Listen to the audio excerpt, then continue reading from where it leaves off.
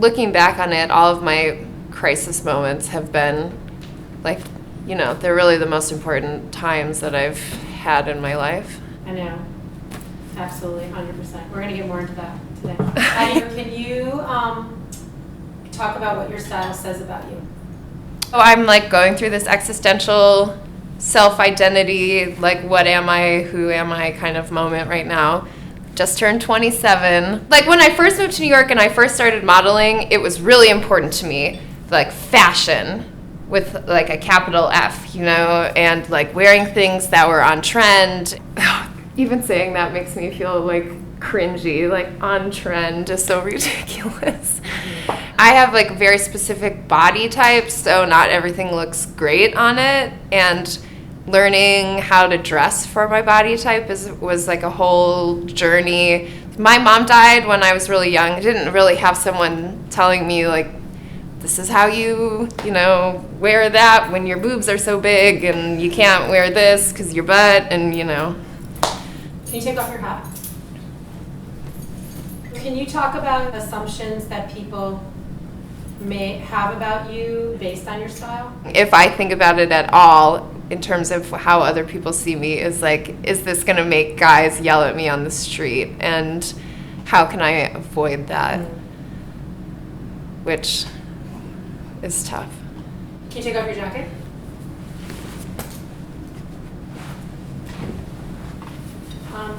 I love the back of the jacket. Can you talk about the things that you do in your life outside of style where you express yourself?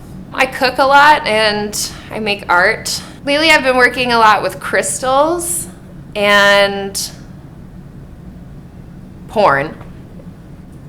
Porn as a representative of like a powerful female sexuality. When a lot of people think about like sex work as a broader term, like modeling, stripping, porn, those kinds of things, there's this constant assumption that like the women could never like be enjoying this. When I said modeling, I was specifically thinking of these magazines that I was working with for a while, like black men's magazines that are full of like these radical women with amazing butts and like crazy catsuit outfits, and they're just like such a unique and powerful idea of what a woman is to me. Do you ever go to the beach and you see like a woman who's like 300 pounds and she's wearing a thong,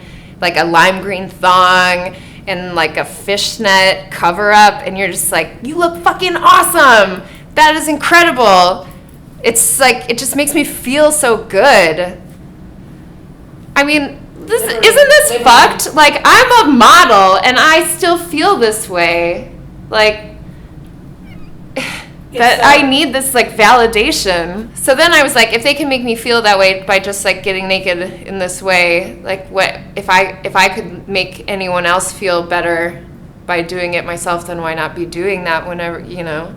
And I think it's problematic that there are so many women that like hate on that so hard, you know? That is tough for me. Slut shaming kind of thing.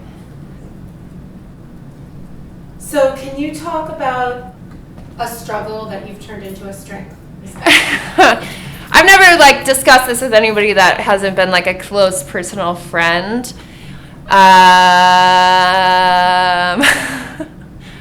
So I used to have an addiction problem with pills. It stemmed from body issues. I was scouted when I was 16. I met with a bunch of agencies, and all of the agencies that I met with were from New York, and they all said, "You're so great, we love you so much.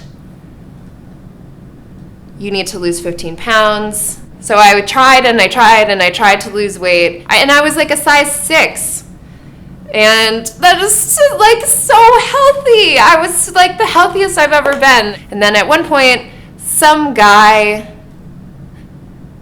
gave me an Adderall for the first time. Took it and realized that made me completely lose my appetite and be able to like stay up all night and paint, or, which was most problematic, go to the gym for like 3 hours on speed and like run on a treadmill until I felt like my heart was gonna explode. It became this thing where like my dad was dying and I was trying to go to art school and also like work a full-time job, and like was like staying up 3 nights in a row. It just went on like that for so long, and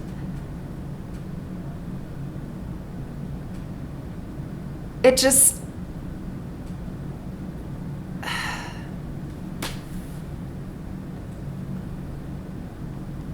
was so hard to stop. Then one day I just did.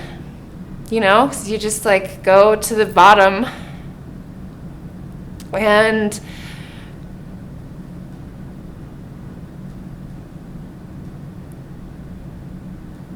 I remember the specific moment of being in my kitchen in Brooklyn, and you know, I was like living with my boyfriend and trying to hide this addiction from him. And I was standing there and like doing dishes and trying to figure out how I could make like however many pills that I had left last until I got my next prescription. Like making that phone call and lying in that way, like, oh yeah, I'm fine, I just need, you know, and can you up the dosage, was like torturous, you know? It was so hard. And I just decided I didn't want to do it anymore. And then I didn't. I never called my doctor again. And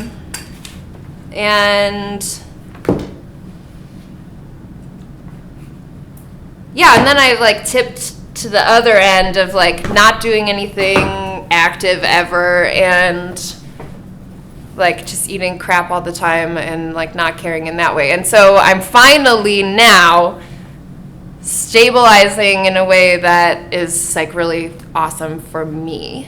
I'm among one of many girls that are like in betweenies. So we're like not skinny enough to be straight size, these like size 0, size 2 girls, and we're not large enough to be considered plus size. Instead, we're in the middle, and there's no market for that. You can't be a plus size model, you can't model for plus size brands, because then the women that are truly plus size get pissed, and rightfully so. What do? I do a lot of laundry, and then I get naked, I guess, because I don't know. I used to really love to like wallow in my sadness, and I I don't know, I just feel so tough. I feel really tough. Can you take your pants off? Yeah. Thanks, Andrea. Got my support team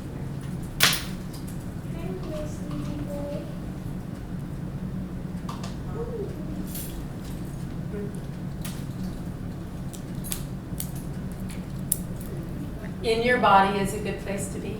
Can you just talk about why?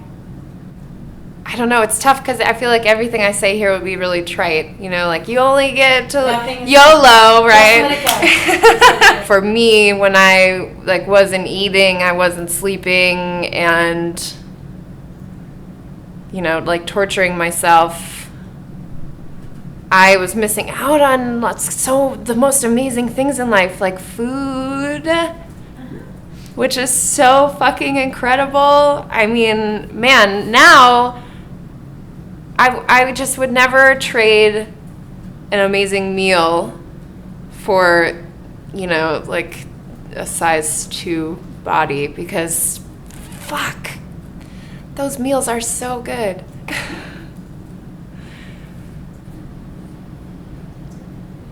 Well said. What else is there to say? That was amazing. Thanks. Thank you so much. Thank you guys. This was really great. It was amazing. I'm so glad. You're amazing. Sometimes I get really nervous on camera. How do you feel? Not at all. You were extremely articulate and extremely expressive.